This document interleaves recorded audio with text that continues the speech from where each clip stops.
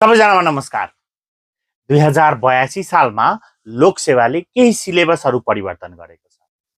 सङ्गठित संस्थानको प्रिटेस्ट लियो र पछिल्लो दिनमा सङ्गठित संस्थान अन्तर्गत ब्याङ्किङ तर्फका 3वटा सरकारी ब्याङ्क, राष्ट्रिय वाणिज्य ब्याङ्क, एडिबिएल र नेपाल ब्याङ्क लिमिटेडको फर्स्ट पेपरलाई कम्बाइन गर्यो, सेकेन्ड पेपरलाई सर्भिस रिलेटेड राख्यो।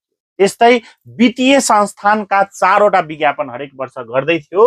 लोकसेवाले उक्त 4वटा सङ्गठित संस्थानको पनि सिलेबसलाई के गर्यो, प्रथम पत्रलाई कम्बाइन राख्यो, जसको मैले आजै बिहान मेरो पेज मनोहर झामा के गरेको थिएँ, तपाईहरूलाई मोडल क्वेसन राखेको थिएँ। त्यो मोडल क्वेसनको बारेमा थोरै डिस्कसन गर्छु म, साथै कस्तो प्रश्न आउला र कहिले विज्ञापन होला भन्ने कुराहरू पनि गर्नेछु, तसर्थ हेर्नु होला।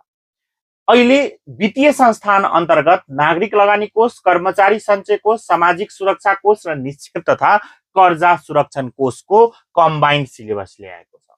उक्त कम्बाइन्ड सिलेबसमा तपाईँले हेर्नुभयो भने पहिलो पार्टमा चाहिँ म्यानेजमेन्ट खण्ड कमा चाहिँ प्रथम पत्रको रिटेन पेपरको, दोस्रो पार्ट भने के रहेको छ, अलग सर्भिस रिलेटेड सबै वित्तीय संस्थानका अलग अलग हुने गर्छ। र पहिलोमा तपाईँले फर्स्ट पेपरमा सबैको जस्तै सिआइटी, इपिएफ, एसएसएफ र डिजिसिएफ को फर्स्ट पेपरलाई कम्बाइन गर्यो, जसमा 3वटा खण्ड बनाइयो। खण्ड कमा कार्यालय व्यवस्थापन, अर्थ व्यवस्था तथा वित्तीय व्यवस्थापन। यसलाई तपाईँले सिलेबस वाइजमा कार्यालय व्यवस्थापन, इकोनोमिक्सका सर्टेन पार्ट, मौद्रिक नीति लगायतका जुन इकोनोमिक आर्थिक अवस्था मात्रै, प्योर इकोनोमिक्स चाहिँ राखेको छैन, र वित्तीय व्यवस्थापनमा चाहिँ अकाउन्टका पार्ट राखिदिएका छन्, जुन चाहिँ ब्याङ्किङ पढ्ने विद्यार्थीलाई सहज रूपले गर्न सक्नुहुन्छ। जसमा मैले पहिलो पार्टको लागि कति मार्क्सको लागि प्रश्न राख्ने गरेको छ, 40 अङ्कलाई मैले यसरी राखिदिएको छु, जसमा तपाईँको 2टा 10-10 अङ्कको र 4वटा 5 अङ्कको गरी 40 अङ्कको सोधिन्छ। दोस्रो खण्डमा चाहिँ शासन पद्धति र संविधान, त्यस्तै सार्वजनिक सेवा। यसमा अप्ठ्यारो किन नमान्नुहोस् भने यो शासन पद्धति र संविधान राख्दैमा